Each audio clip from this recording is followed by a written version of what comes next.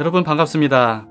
오늘도 하나님 앞에 예배를 드리는 이 시간, 하나님의 은혜 안에 함께 들어가도록 하십시다. 함께 기도하시겠습니다. 좋으신 하나님 아버지, 오늘 이 시간도 예배로 주님 앞에 나아갑니다. 우리에게 말씀해 주시고 오늘 살아갈 힘과 은혜를 베풀어 주시옵소서. 예수님 이름으로 기도합니다. 아멘. 네, 우리 함께 찬양하시겠습니다. 오직 믿음으로 함께 힘차게 고백하면서 찬양합시다.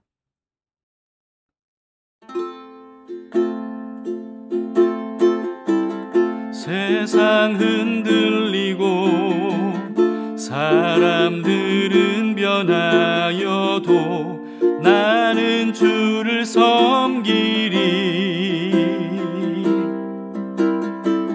주님의 사랑은 영원히 변하지 않네. 나는 주를 신뢰해. 오직 믿음으로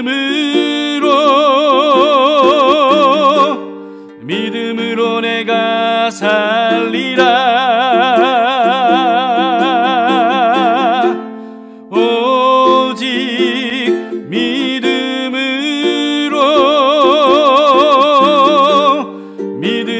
내가 살리라.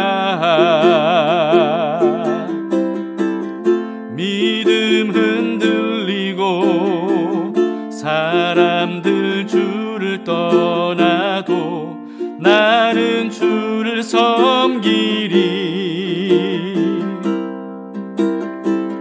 주님의 나라는 영원히 쇠하지 않되 나는 주를 신뢰해. 오직 믿음으로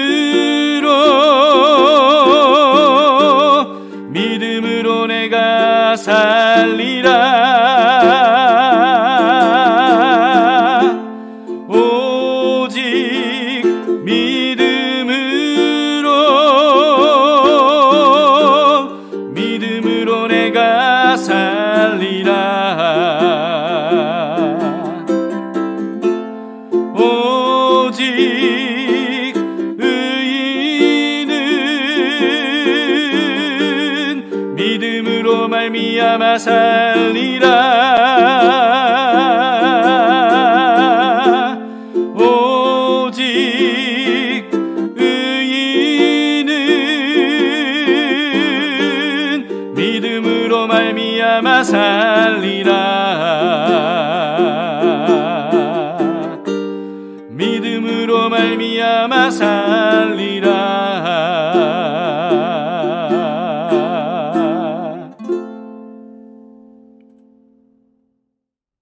네, 오늘 하나님의 말씀은 사사기 2장 1절에서 10절 말씀입니다. 가나안 정복을 하나님 말씀대로 하지 않은 것에 대한 하나님의 책망과 그 결과에 대한 내용입니다. 제2장.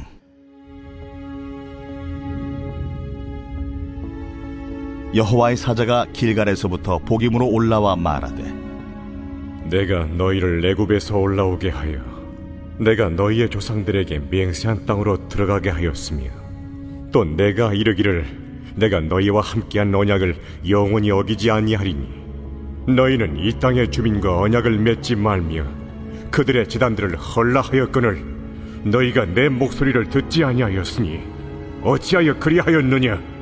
그러므로 내가 또 말하기를 내가 그들을 너희 앞에서 쫓아내지 아니하리니 그들이 너희 옆구리에 가시가 될 것이며 그들의 신들이 너희에게 올무가 되리라. 여호와의 사자가 이스라엘 모든 자손에게 이 말씀을 이르매 백성이 소리를 높여 운지라. 그러므로 그곳을 이름하여 복임이라 하고 그들이 거기서 여호와께 제사를 드렸더라. 전에 여호수아가 백성을 보내매 이스라엘 자손이 각기 그들의 기업으로 가서 땅을 차지하였고, 백성이 여호수아가 사는 날 동안과 여호수아 뒤에 생존한 장로들 곧 여호와께서 이스라엘을 위하여 행하신 모든 큰일을 본 자들이 사는 날 동안에 여호와를 섬겼더라.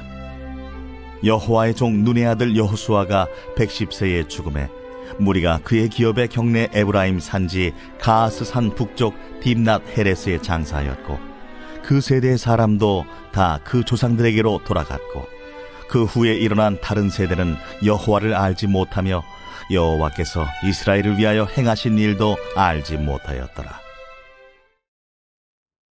우리가 1장에서 봤듯이 이스라엘이 가나안 땅을 정복하기는 했지만 그러나 가나안 족속들을 하나님께서 말씀하신 대로 다 쫓아내지는 못했죠. 2장에서는요, 그에 대한 하나님의 책망으로 시작이 됩니다. 1절, 2절을 보시겠습니다. 여호와의 사자가 길갈에서부터 보김으로 올라와 말하되 내가 너희를 애굽에서 올라오게 하여 내가 너희의 조상들에게 맹세한 땅으로 들어가게 하였으며 또 내가 이르기를 내가 너희와 함께 한 언약을 영원히 어기지 아니하리니 너희는 이 땅의 주민과 언약을 맺지 말며 그들의 제단들을 헐라하였거늘 너희가 내 목소리를 듣지 아니하였으니 어찌하여 그리하였느냐.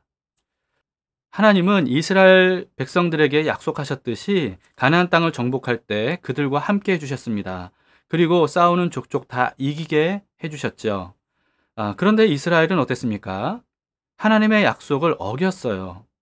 가나안 주민들과 언약을 맺지 말라고 하셨는데도 그들과 언약을 맺었고요. 심지어는 우상들의 제단들까지도 허물지 않고 그대로 두었습니다. 이 이스라엘 백성들은요, 가나안 사람들을 쫓아내려고 했지만 쫓아낼 수 없었기 때문에 어쩔 수 없이 이들을 종으로 삼았다. 이렇게 정당화했을지도 모릅니다. 그런데 하나님은 2절에서 분명히 말씀하세요. 너희는 내 목소리를 듣지 아니하였으니 어찌하여 그리하였느냐. 이들은 하나님의 말씀대로 이들을 쫓아내지 못했습니다. 이렇게 얘기했는지 몰라도 그러나 하나님은 분명히 말씀하셨습니다. 너희는 쫓아내지 못한 게 아니라 쫓아내지 않은 것이다 라고 하신 거죠. 말 잘 듣는다 라고 하는 뜻이 무슨 뜻이에요? 그냥 귀로 소리를 잘 듣는다는 뜻인가요? 그게 아니죠. 말한 대로 행한다 라고 하는 뜻 아니겠습니까? 여러분, 하나님의 말씀을 귀로는 잘 들어도 하나님의 말씀대로 행하지 않으면 말씀을 잘 들은 게 아닙니다. 여러분, 오늘 우리는 하나님의 말씀을 어떻게 듣고 있습니까? 여러분, 하나님의 말씀을 듣는다는 게 뭔지에 대해서 깊이 묵상해 볼 수 있기를 바랍니다. 그런데 오늘 본문에 보시면요, 하나님의 책망을 전한 천사가 어디에서부터 왔다고 기록을 하고 있죠? 길갈에서부터 왔다고 기록을 하고 있죠. 그런데 왜 길갈에서 왔다고 기록을 한 걸까요? 하나님의 천사가 길갈에서 살고 있었는데 그런데 이 복임까지 찾아왔다 이런 뜻인가요? 길갈은요, 하나님께서 범람했던 요단강을 갈라주셔서 마치 홍해처럼 갈라주셔서 이스라엘이 그 마른 땅을 건너서 가나안 땅으로 들어갈 수 있도록 해주신 것을 기념하는 곳입니다. 그래서 요단강 바닥에서 가지고 왔던 12개의 돌을 이 길갈에 기념비로 쌓아놨던 거죠. 거기서 이스라엘 백성들이 할례를 행했고요. 그리고 유월절을 지켰습니다. 그럼으로써 하나님과의 언약을 재확인했던 곳, 이게 바로 길갈이었죠. 천사가 바로 길갈에서 왔다라고 이렇게 기록했던 것은요, 하나님의 언약을 상기시키기 위해서 왔다, 이런 뜻으로 볼 수 있을 것 같아요. 여러분, 유월절 어린 양으로 죽으신 예수 그리스도를 믿는 믿음으로 우리는 구원을 얻었죠. 그런데 그렇게 구원을 얻은 우리들은요, 하나님과 언약을 맺은 겁니다. 여호와가 우리 하나님이 되시고 우리는 하나님의 백성이 되는 그런 언약을 맺은 관계라는 거예요. 하나님의 말씀대로 행하면 복을 받지만 그러나 하나님의 말씀대로 행하지 않으면 이미 구원을 받은 사람이라 할지라도 화가 있을 것이다 라고 하는 이런 언약을 맺었던 거예요. 우리는 하나님의 말씀대로 행하면 복을 받는다는 부분에 대해서는 잘 알고 있지만요, 구원을 받은 사람이 하나님의 말씀대로 행하지 않으면 이미 구원받은 사람이라 할지라도 화가 있을 것이다 라고 하는 그런 부분에 대해서는 하나님과 맺은 언약이라고 생각하지 않는 것 같아요. 그러나 여러분, 그것도 언약이라는 것을 아셔야 됩니다. 하나님은 이들이 하나님과의 언약을 지키지 않은 결과에 대해서 이렇게 말씀하세요. 3절입니다. 그러므로 내가 또 말하기를 내가 그들을 너희 앞에서 쫓아내지 아니하리니 그들이 너희 옆구리에 가시가 될 것이며 그들의 신들이 너희에게 올무가 되리라 하였노라. 이스라엘이 쫓아내지 않은 가나안 족속들을 하나님께서 굳이 나서서 그들을 쫓아내지는 않으실 것이다. 이렇게 말씀을 하신 거예요. 그냥 내버려 두겠다는 거죠. 또 이스라엘이 가나안 사람들과 함께 살기로 선택한 그 결과에 대해서 이스라엘 백성들이 고스란히 경험하도록 내버려 두셨다는 겁니다. 이스라엘 백성들은 자신들이 종으로 삼은 가나안 사람들이 무슨 힘이 있어서 자기들에게 악영향을 끼칠 수 있을까? 이렇게 안일하게 생각했을지도 모르겠습니다. 여러분, 그러나 하나님의 말씀대로 살려고 했던 결심이 희미했던 이스라엘 백성들에 비해서 가나안 족속 사람들은요, 가나안 땅에 그냥 남아서 이전처럼 우상숭배하면서 살기로 결심했던 사람들이에요. 여러분, 이렇게 결심이 강한 가나안 사람들에게 결심이 약했던 이스라엘 백성들이 동화되어 가기 시작을 했던 겁니다. 그래서 사사기에 암울하고 혼탁했던 시대가 시작이 됐던 거예요.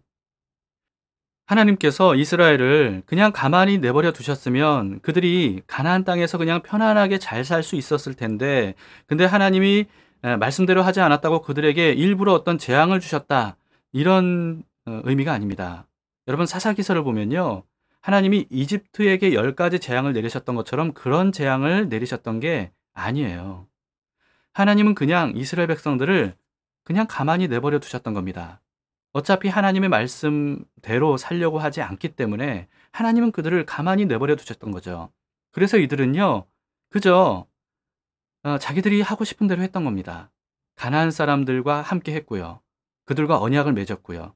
그리고 가나안 사람들이 섬기던 우상들을 자기들도 하나씩 섬기기 시작을 했어요.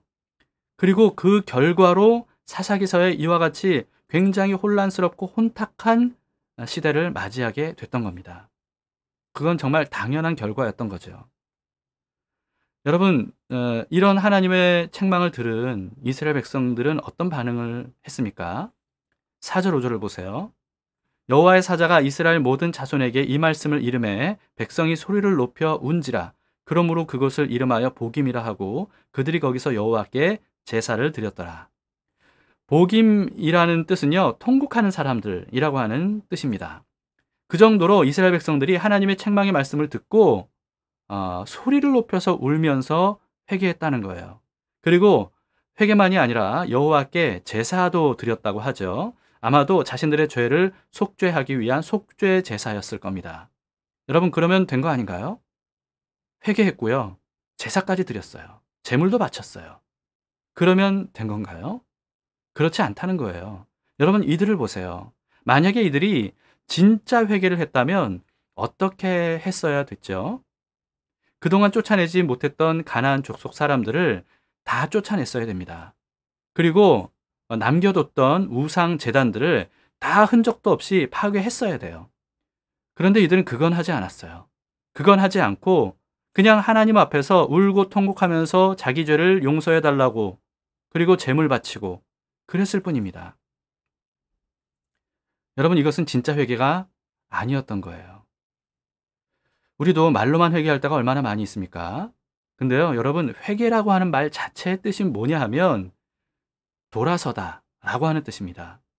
그렇기 때문에 돌아서지는 않고, 잘못된 길에서 돌아서지는 않고 죄 용서해 주세요, 죄를 예수님의 피로 깨끗이 씻어주세요 라고 하는 것은, 이건 진짜 회개가 아니라는 거예요. 여러분, 생각해 보세요. 마치 불륜을 저지른 사람이 배우자에게 울고불고 매달리면서 싹싹 빈다고 생각해 보세요. 그런데 그렇게 하면서도 이 잘못된 관계를 정리하지 않는다면, 여러분, 그렇게 울고불고 싹싹 비는 게 무슨 소용이 있는 겁니까? 그런 사람이 사죄를 받을 수 있을까요? 그런 사죄가 진짜 사죄겠습니까? 하나님과 우리는요, 마치 신랑 신부가 결혼 서약을 한 것처럼 특별한 언약을 맺은 관계입니다.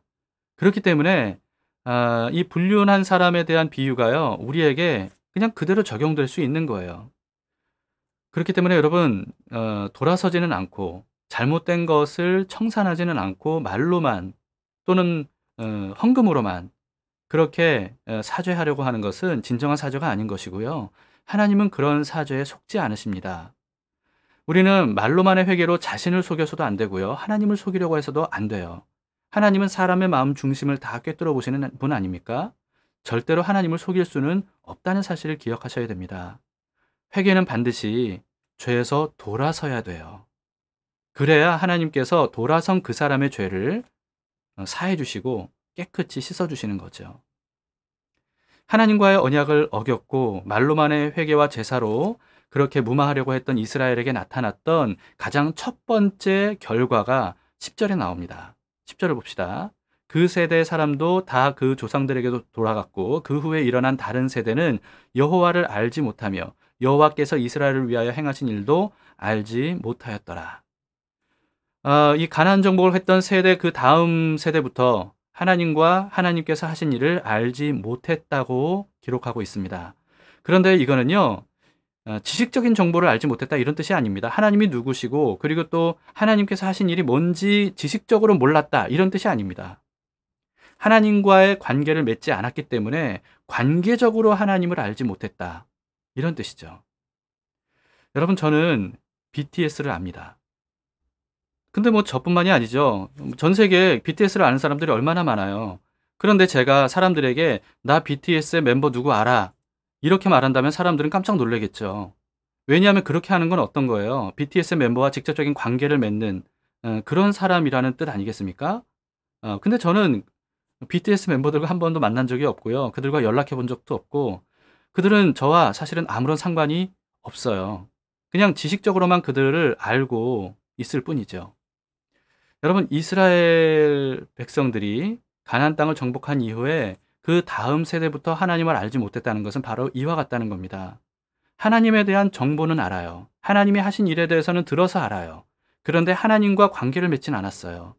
그러니까 하나님과 아무 상관없는 거예요. 아무 상관없이 살아가는 거예요. 여러분, 이게 바로 가나안의 다음 세대들이었다는 거죠. 반드시 직접 예수님을 삶의 구주로 영접해야 됩니다. 하나님과 개인적인 만남을 해야 돼요. 인격적인 관계를 맺어야 됩니다. 주님과 소통하는 삶이 돼야 돼요. 그래야 하나님과 상관 있는 사람이고 하나님의 말씀대로 사는 언약 백성이 되는 거예요. 여러분, 몇 대 기독교 가문이고 또 조상 중에 심지어는 순교자도 있다 할지라도요. 그렇더라도 그 자손이 저절로 구원받는 게 아닙니다. 반드시 그 자손들도 하나님과 개인적인 관계를 맺어야 돼요. 하나님과 인격적으로 만나야 됩니다. 하나님의 말씀을 듣고 그리고 그 말씀에 반응하고 그리고 말씀에 대해서 또 기도하고, 여러분, 이런 관계, 하나님과 함께 사는 관계가 맺혀져야 돼요. 그게 바로 하나님을 아는 것이고 그게 바로 구원받은 사람들이고 하나님의 백성들입니다. 그렇기 때문에 여러분, 모태신앙인들은 정말 주의하셔야 됩니다. 어릴 때부터 그냥 교회 생활을 했고 성경에 대해서, 하나님에 대해서 들은 게 많기 때문에 나는 당연히 구원받았겠지, 이렇게 생각하시면 안 됩니다. 지식으로 구원받는 게 아니에요. 하나님과 관계를 맺는 것을 통해 하나님을 알아야만 그 사람이 구원을 받게 되는 겁니다. 반드시 스스로 하나님을 선택하는 기회를 가지셔야 됩니다. 하나님을 부르고 하나님을 인격적으로 만나고 싶다고 아뢰고 그리고 하나님을 직접 마음속에 주인으로 초대하는, 그리고 그 이후에 하나님과 지속적으로 소통하는 이런 관계를 맺으셔야 되는 거죠. 그렇지 않으면 평생 성경을 알고 그리고 배웠다 할지라도 하나님을 직접 상관하는 관계가 되지 않으면 아무런 소용이 없다는 사실을 기억을 하셔야 됩니다. 이처럼 가나안 정복 이후 세대부터는 여호와를 알지 못했던 이유가 뭐냐 하면요, 가나안 땅을 정복했던 세대들의 부실한 신앙 때문이었습니다. 7절을 봅시다. 백성이 여호수아가 사는 날 동안과 여호수아 뒤에 생존한 장로들 곧 여호와께서 이스라엘을 위하여 행하신 모든 큰 일을 본 자들이 사는 동안에 여호와를 섬겼더라. 여러분, 이게 무슨 뜻이죠? 여호수아가 사는 날 동안과 생존한 장로들이 사는 날 동안만 여호와를 섬겼다는 거예요. 그 이후에는 여호와를 섬기지 않았다는 거죠. 이거는 여호수아와 장로들을 지팡이처럼 의지했던, 기댔던 신앙이라고 볼 수 있는 겁니다.